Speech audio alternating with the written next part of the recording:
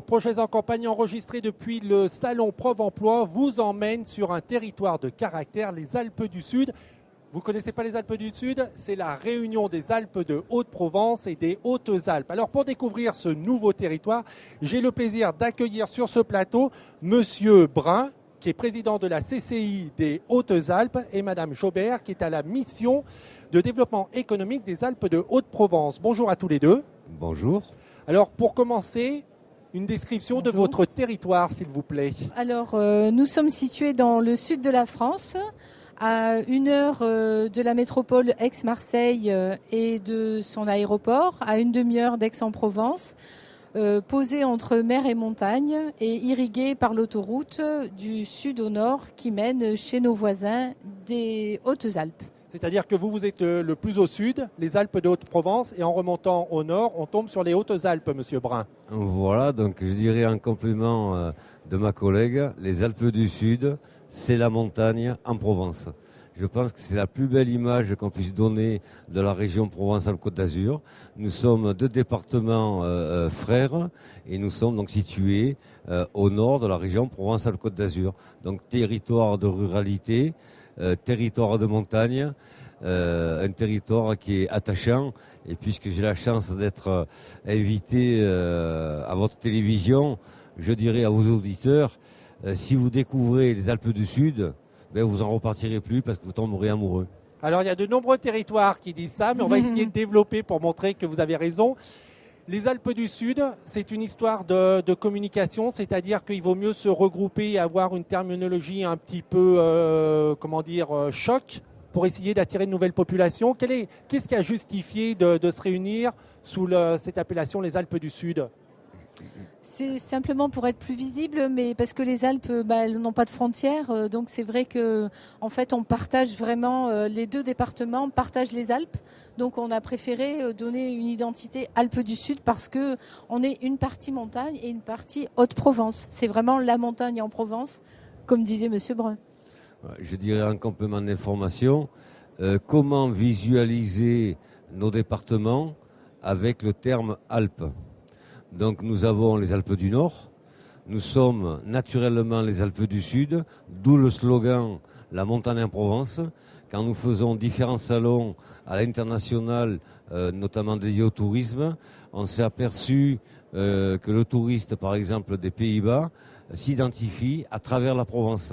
Donc le mot Alpes à travers la Provence, la montagne à Provence, et c'est vrai qu'on a deux départements qui sont totalement similaires. D'un point de vue économique, on n'en a pas encore parlé, est-ce que vous pouvez caractériser votre département? Quelles sont les grandes industries, les filières qu'on trouve sur vos territoires? Merci. En ce qui nous concerne, comme grande industrie, nous avons 3 poids lourds que sont Sanofi, l'usine Arkema et également l'Occitane sur notre territoire.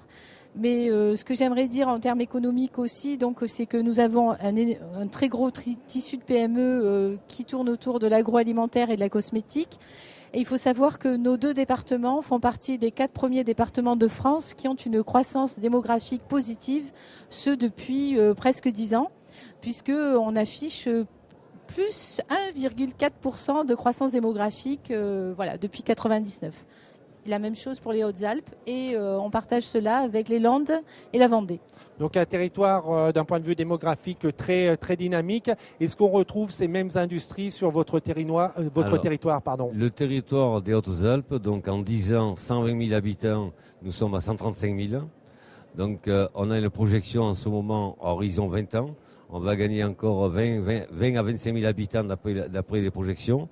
Donc nous sommes un département pratiquement à 90% de TPE, 0 à 10 salariés. Donc nous n'avons pas de grosse industrie. Par contre, puisqu'on parle de l'industrie, je vais donner un exemple à votre télévision, comment se procède le recrutement dans l'industrie chez nous. C'est grâce à la qualité de vie, grâce à l'environnement, où un cadre qui veut être embauché dans l'industrie. On ne parle pas de compétences, puisque la compétence, on doit l'avoir acquise. Mais par contre, ce qui fait pencher la balance pour le cadre parisien qui veut venir chez nous, c'est le cadre de vie, c'est l'environnement. Et donc le tissu économique, c'est donc TPE, je le disais, c'est 9500 entreprises dans le département des Hautes-Alpes. Alors, si on veut effectivement attirer de nouvelles populations, il faut avoir des offres très concrètes à leur proposer. Si on s'arrête, donc on va changer un petit peu, on va commencer par le nord. Vous, c'est essentiellement quoi? De la reprise donc de TPE. C'est ça qui peut faire attirer des actifs sur votre territoire? On est venu faire ce salon pro-emploi dans ce but. Création d'entreprise, reprise d'entreprise. Et la force de nos deux départements alpins, c'est de tous s'entendre. C'est-à-dire que quelqu'un qui choisira notre département, à l'arrivée dans notre département, on va le prendre totalement en charge parce qu'il y a une synergie globale d'accueil dans le département et on va l'accompagner, ceci pendant 5 ans. Et après ces 5 années d'accompagnement, il y a cette relation où comme nous sommes un département de ruralité, où tout le monde se connaît. Donc c'est une réussite à 100% de quelqu'un qui veut venir s'implanter sur notre territoire. Alors l'installation en milieu rural ou en région, on parle systématiquement d'accompagnement. Est-ce que vous pouvez nous éclairer quand vous dites, parce que c'est quand même important, que quelqu'un qui vient s'installer sur votre territoire, il est accompagné pendant 5 ans. Ça veut dire que quoi? Qu'il va y avoir un référent et que par exemple tous les trimestres, le référent va entre guillemets convoquer ou réunir la personne qui s'est installée, faire le bilan avec lui, voir ses problèmes, voir comment on peut les régler et ainsi de suite. Comment ça se passe? Je me définis comme un président de proximité. Donc notre territoire, on l'a maillé de manière géographique avec un permanent dans chaque vallée. Donc aujourd'hui, par exemple, pour Emploi, j'ai ma chef de service qui s'occupe de la création de transmission. C'est cette dame qui va être le relais de l'entreprise. Et je dirais même mieux, monsieur, c'est pas tous les trimestres, c'est constamment. Par téléphone, 0492, par portable, par mail, c'est en contact constant. Et quand je fais un stage, ou je participe à un stage de créateurs reprenant l'entreprise, je leur dis, la chance que vous avez de faire ce stage, c'est de connaître cette dame qui va vous accompagner. Et je peux vous dire, à 90-95%, l'entreprise qui est créée ou l'entreprise qui est reprise, dans les 3 ans qui viennent, chez nous, dans notre département de montagne, elle est toujours en vie. Ça se passe de la même façon dans les Alpes de Haute-Provence? Il y a cet accompagnement pendant 5 ans? Oui, alors 5 années, en fait, c'est vrai que nous proposons un accompagnement personnalisé, gratuit, confidentiel, qui comprend de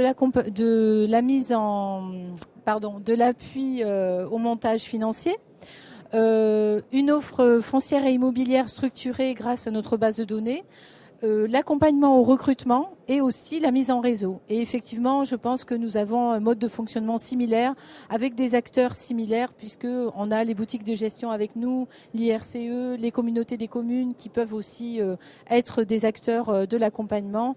Et visiblement, d'après le retour qu'on a des créateurs d'entreprises, je pense qu'on est assez efficace.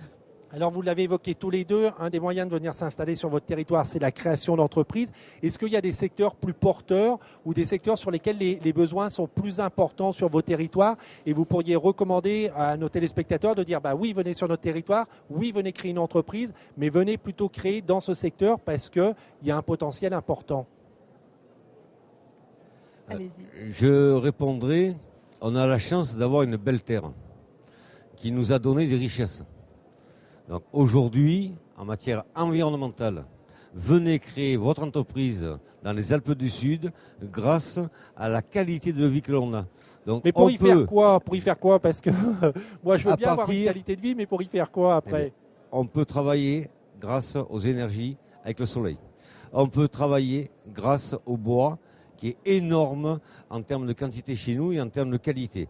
On peut travailler chez nous en valeur ajoutée grâce à l'eau, grâce à la géothermie, ce que j'appelle la richesse de notre terre. Et après, si vous voulez, nous avons des filières qui marchent très très bien. Donc grâce à notre microclimat, on a une filière aéronautique qui est sur l'aéroport de Gap-Talar, qui se développe Force 5, où on a de la valeur ajoutée grâce à ce microclimat. Ensuite, nous avons toute la filière agroalimentaire, le savoir-faire, mais je reviendrai toujours à la case départ, grâce à ce que nous a donné notre terre. On peut le développer et on peut en vivre décemment. Alors, est-ce que vous y faites attention à cette terre et est-ce que ces créations d'entreprises se font dans le cadre d'un développement durable? Parce que vous avez insisté là-dessus quand même. Vous avez dit mon titre. Je suis président de la Chambre de commerce et d'industrie. Donc je vais vous répondre par une boutade. Je ne fais pas de politique. Si je faisais de la politique, je serais encore plus vert que les verts. Ma raison est simple, je suis né dans ce département. Je vis dans ce département. J'ai élevé ma famille dans ce département. Et dans quelques années, enfin le plus tard possible, je serai mort et enterré dans ce département.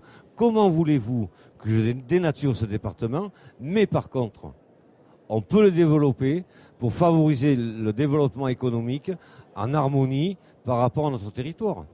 Donc on a vu la richesse de la terre dans les Hautes-Alpes. Voilà. Est-ce que c'est la même chose dans les Alpes de Haute-Provence ou alors est-ce qu'il y a quelques petites distinctions et des secteurs d'activité que vous pourriez rajouter où les gens pourraient venir créer leur entreprise?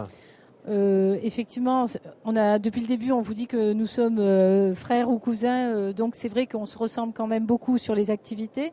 Nous développons, nous mettons en valeur ce qui représente notre identité, notre image. C'est essentiellement, effectivement, le secteur agroalimentaire parce que nous avons des produits de grande qualité avec pas mal d'IGP sur le fromage, l'agneau, la pomme, la lavande, des labels rouges aussi. Donc ça, c'est vraiment, ce sont des entreprises, ce sont des projets d'entreprises qui peuvent se développer chez nous et les entreprises qui sont déjà sur le territoire sont vraiment bien mises en valeur par rapport à ça.